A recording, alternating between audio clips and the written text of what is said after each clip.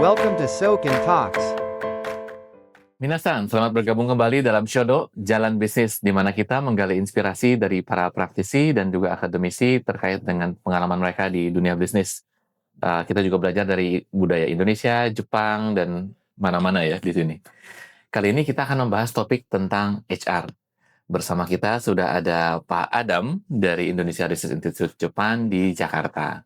Pak Adam, ini nih sebagai orang HR, kan ada orang yang nanya nih, lebih penting prestasi atau orang dalam nih? Sebagai orang HR bagaimana Pak Adam menjawab? Oke. Waduh, belum apa-apa udah pertanyaannya udah luar biasa nih. Prestasi atau orang dalam? Sebetulnya di sini ada apa itu semacam gray area ya Pak ya. Dalam artian ya prestasi penting, networking juga penting. Maksudnya orang dalam mungkin saya kategorikan sebagai networking mungkin ya. Nah, kenapa seperti itu? Memang kalau kita nggak berprestasi, bagaimana kita bisa dikenal orang? Nah, itu dia.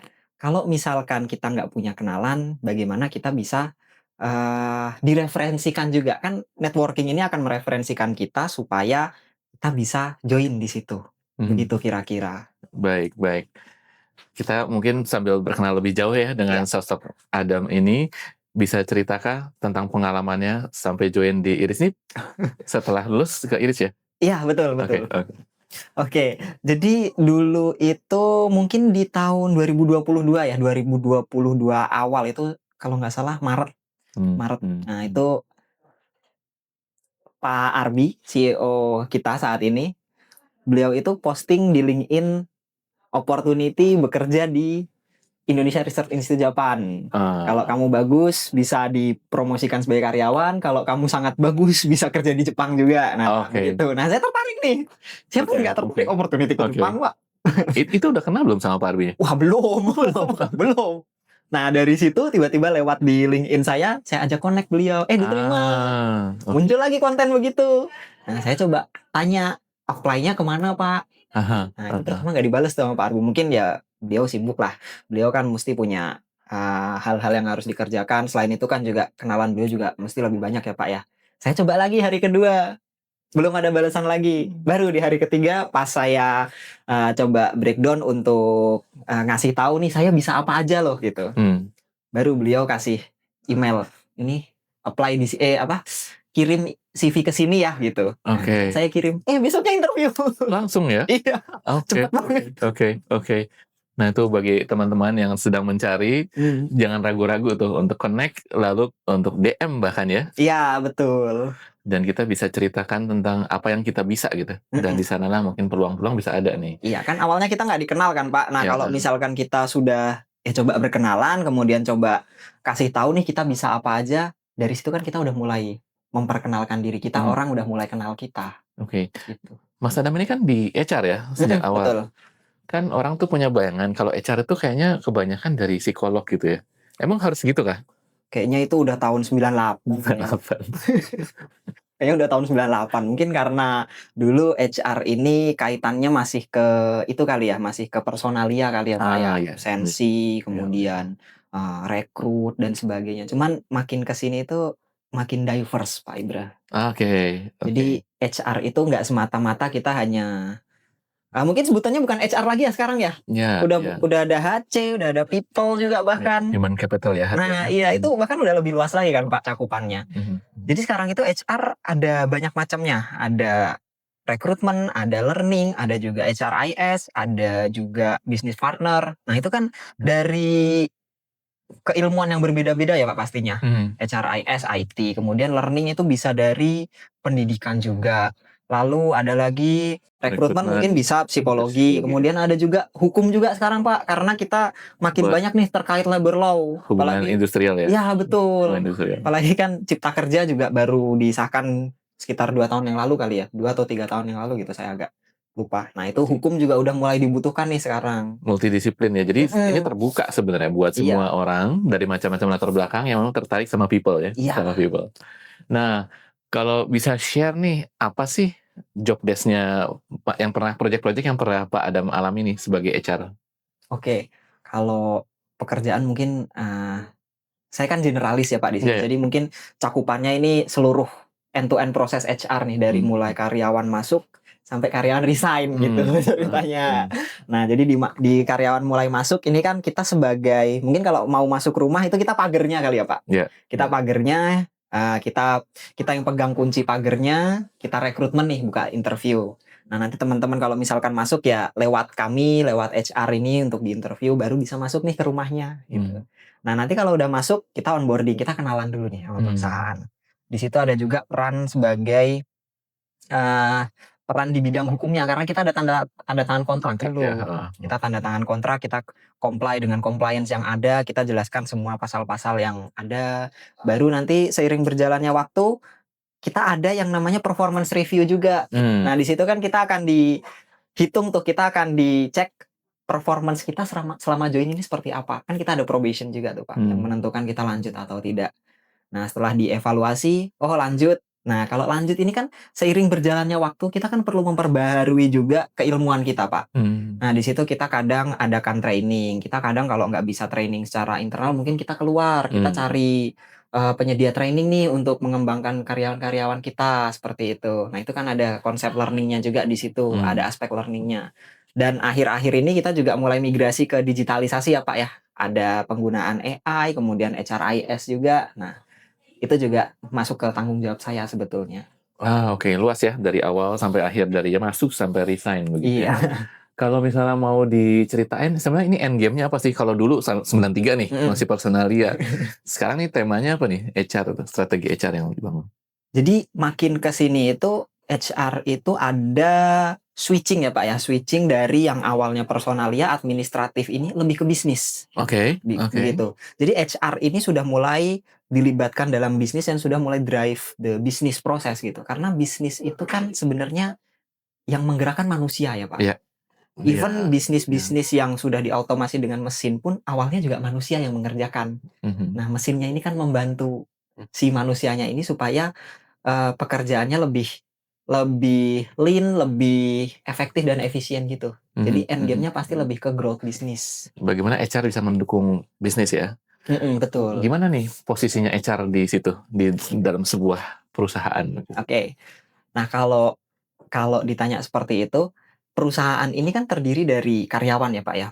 Dari talent-talent yang punya keilmuan masing-masing, keahlian masing-masing, skill masing-masing yang dia pelajari dari manapun itu, lalu mereka gunakan untuk membantu perusahaan ini grow berdasarkan job desk tanggung jawab yang mereka dapat masing-masing. Nah, peran kita ini adalah mengalainkan si talenta-talenta terbaik ini yang mereka ini punya skill, punya experience dan sebagainya ini dengan tujuan bisnis kita di masa depan.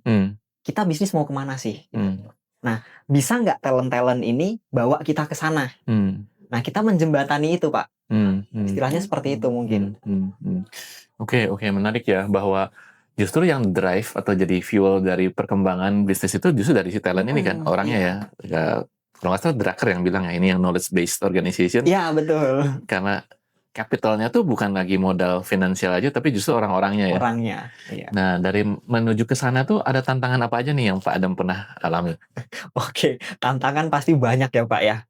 Karena namanya manusia kan beda orang, beda otak. itu dia, beda kepribadian juga. Nah, kadang ada juga yang nggak mau diarahkan ke sana. Ada juga yang sekiranya skillnya masih belum mumpuni untuk mengarah ke sana. Ada juga ya macam-macam lah. Kalau itu kan nanti tergantung intervensinya seperti apa Pak.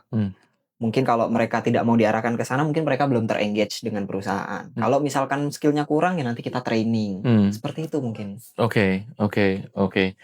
Speaking of which tentang engagement ya, kan sekarang perusahaan makin banyak yang angkatan kerja itu makin banyak yang Gen Z nih. Iya. Gen Z dengan segala macam polanya ya, dengan segala perilakunya. Banyak itu ya. Terakhir nih polemiknya ya. Di timeline saya tuh muncul ada satu fenomena baru namanya job hugging gitu ya. Oh iya, saya itu happen nggak sih Pak di sini? Kenapa? Terjadi nggak maksudnya, mengalami nggak teman-teman Gen Z yang kalau saya lihat kelihatannya iya Pak. Kelihatannya iya. Gimana ya? Karena mungkin beberapa belum tahu ya istilah job hugging. Oh iya. Jadi job hugging itu kita itu seolah-olah menggantungkan diri kita ke job kita saat ini. Nah, kita kayak ya kalau secara harfiah kan memeluk pekerjaan. Mhm. Bukan agama lagi nih yang Hmm. dipeluk nih, pekerjaan nih yang dipeluk. Hmm. Nah, jadi kita menggantungkan diri kita ke pekerjaan itu. Sebenarnya itu ada beberapa alasannya sih Pak, kenapa bisa terjadi seperti itu Pak. Bisa jadi karena memang keadaan ekonomi ya Pak ya. Pemerintah lah, geopolitik lah. Sekarang kan baru selesai election kemarin, kemudian ada beberapa regulasi yang diubah, beberapa industri terpengaruh, ada yang kolaps juga bahkan. Jadi ekonomi sedang tidak baik-baik saja. Mungkin mereka juga merasa takut untuk coba tantangan Yang baru baru. juga Pak. Ya, Saya rasa seperti itu kebanyakan. Oke. Nah, di company yang Pak Adam bergabung ini kan ada macam-macam generasi tuh, dari yang boomer, Gen X, Masih ada. milenial ya, dan sebagian besar di Gen Z ini. Yes. Ada tantangan-tantangan dalam berinteraksi atau bekerja bersama dengan generasi yang beda banget ya latar belakang. Ada Pak. Ada Pak. Karena kan yang Gen Z sekarang mungkin yang entry level ya Pak ya, maksudnya ya. Entry level, bosnya mereka mungkin ya ada yang Gen Z awal-awal Gen Z, atau mungkin ada yang milenial juga nih Pak. Ya ini kadang yang ngeluh antara bosnya atau enggak karyawannya nih. Kalau bosnya biasanya mah ngeluhnya, ini si anak ini disuruh kayak gini kenapa nggak bisa sih, disuruh kayak gitu kenapa nggak bisa sih, kayak gitu. Kalau dari anaknya mungkin ngeluhnya, kok saya salah mulu sih, itu kan. Dua-duanya ngeluhnya ke HR ya? Itu dia. Jadi sepertinya ada apa ya, kesalahpahaman aja di sini. Ada kesalahpahaman, yang atas bilang yang di bawah nggak bisa kerja, yang di bawah bilang kerjanya salah mulu. Cuman kan kita perlu tarik benang merahnya tuh Pak. Kenapa kok bisa seperti itu? Nah, rata-rata emang karena salah dikomunikasi aja Pak, salah paham aja. Mungkin kan yang bos-bos kan pengen dimengerti. Sedangkan yang Gen Z pun ternyata bukannya mengerti, tapi mereka juga pengen dimengerti Pak. Jadi di sini sama-sama pengen dimengerti nih, sama-sama keras. Makanya itu HR hadir untuk ya istilahnya melunakkan mereka lah masing-masing. Kita bantu cara komunikasinya gimana ke karyawannya, kita bantu juga karyawannya supaya bisa lebih mengakomodir keinginan atasannya ini gimana gitu. Kita ajari juga caranya survive gitulah Pak. Tanpa itu nggak jalan tuh, bisa mogok dua-duanya. Iya Pak. Bisa-bisa kalau lebih parah malah udahlah saya nggak mau rekrut lagi aja. Wah itu kita menghindari yang seperti itu sih Pak.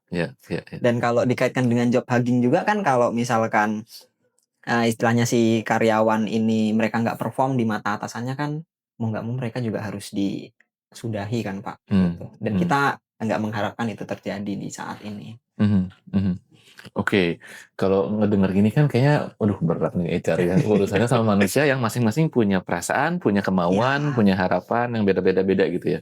Akhir-akhirnya kan kita sangat didorong dengan revolusi informasi ya.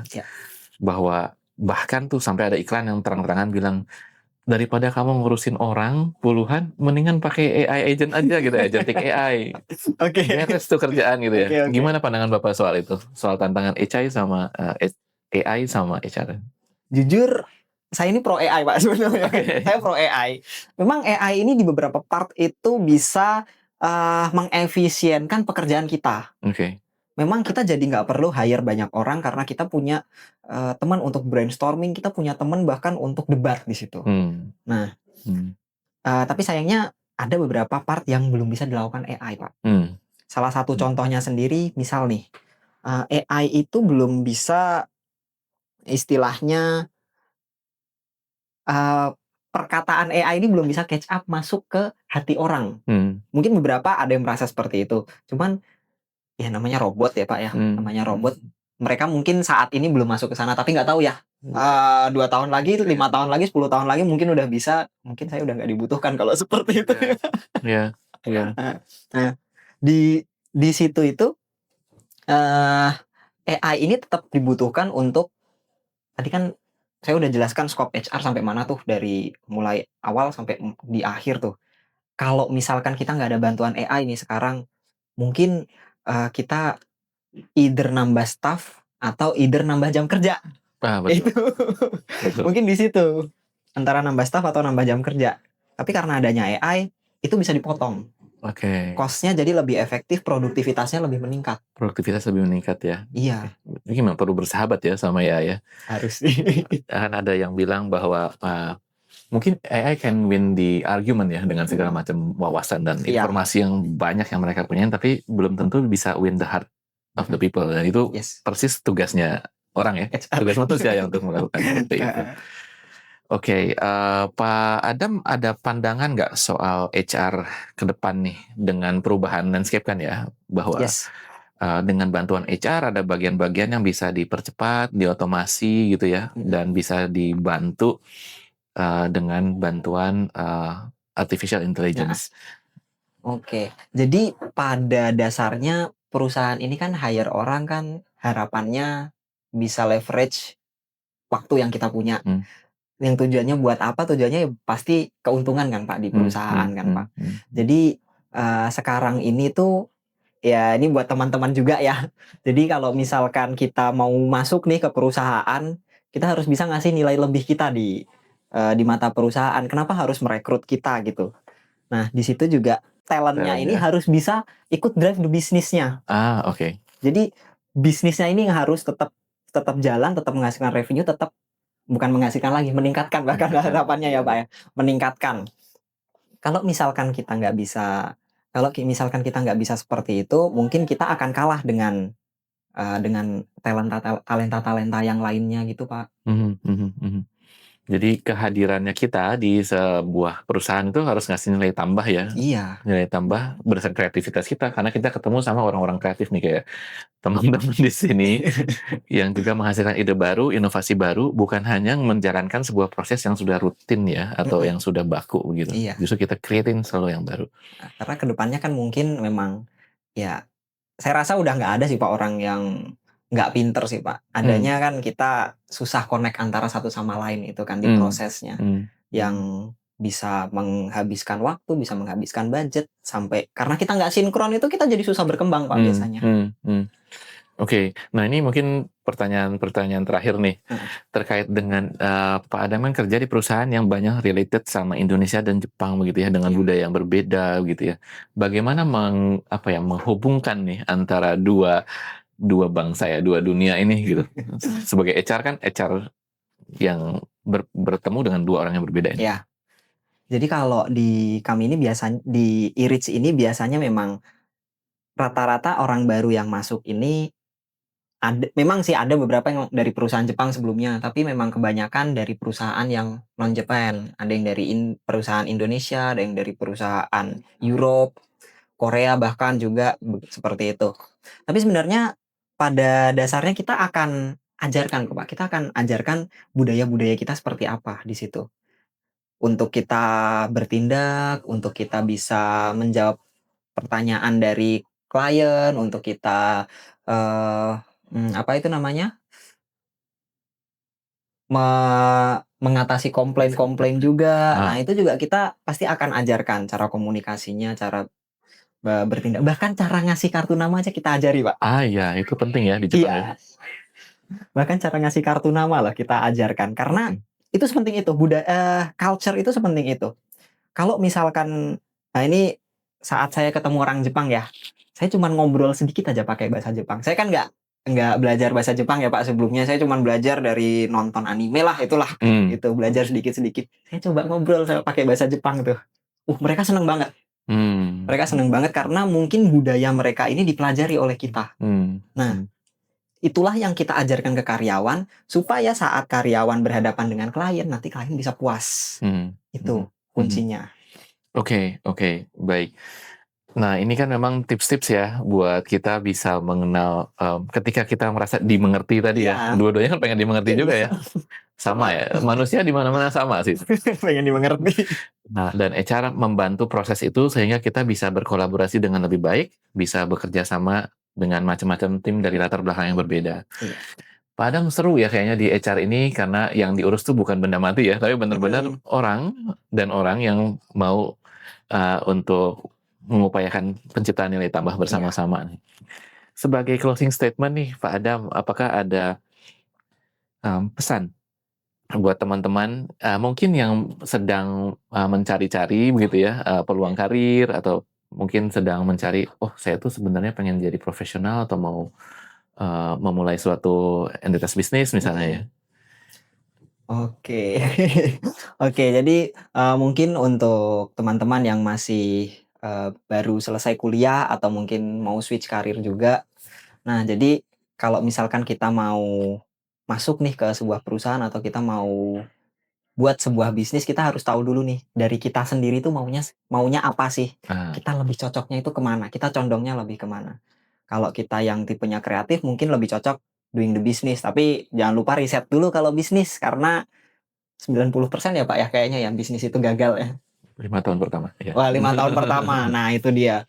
Kalau misalkan hatinya suka ngikut orang, ya kita harus kasih value lebih supaya orang itu bisa ngelihat ke kita. Seperti contohnya nggak usah malu buat networking, kemudian CV-nya diperbaiki, belajar interview dan sebagainya begitu. Yang sekiranya nanti saat di tahap rekrutmen itu pas kita ngetok pintunya HR, nah HR mau bukain gitu. Ah, ini bonus question nih. Oke. Saya kan dengar Pak Adam cerita 3 bulan lalu rasanya ya, mulai personal branding begitu. Oh, Sekarang katanya udah 3.000 follower itu. baru 30. Ada tips nggak buat itu Pak? Tips untuk Personal branding gitu. personal branding ya. Sebenarnya tipsnya dari course, dari ebook, dari manapun saya belajar tipsnya satu Pak. Nah, Mulai dulu. mulai dulu. Ya. Mulai dulu. Salah mah nanti.